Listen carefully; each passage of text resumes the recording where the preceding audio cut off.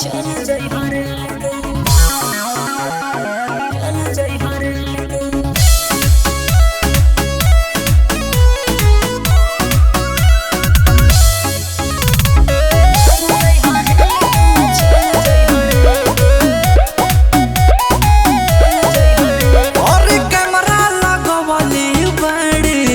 पापा तू हर दलानी में के आई लगोइल बाटे राखस निगरानी में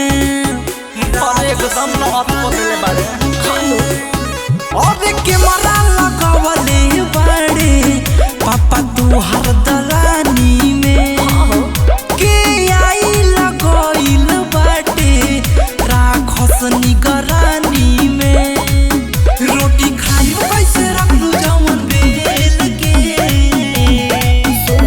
दीवार आई हेल के या चल जाई हरेल के दीवार आई हेल के या चल जाई हरेल के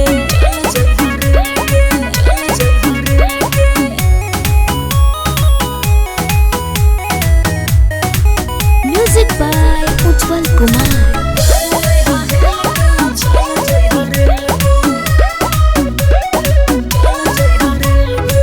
लेवे तो हमरो त बाटे तो से चाहो हमरे पर सब कर बाटे निगाह हो समझता रो सुनो अरे मिले के हमारा से चाह करी हो सुनो के हो के नहीं परवाह करी हो और साझा करो वही बुका जेल के दीवार आई हेल के या चल जाई हरेल के दीवार आई हेल के या चल जाई हरेल के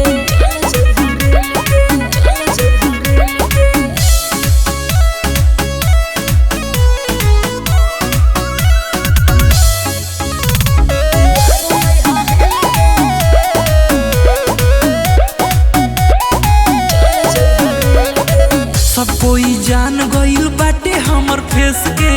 बुझ मजबूरी जान प्रेमी शैलेश के अरे का बताइए करे दे केहू न बा घर में बानी अकेला जल्दी से आवा मिले झलको झमेला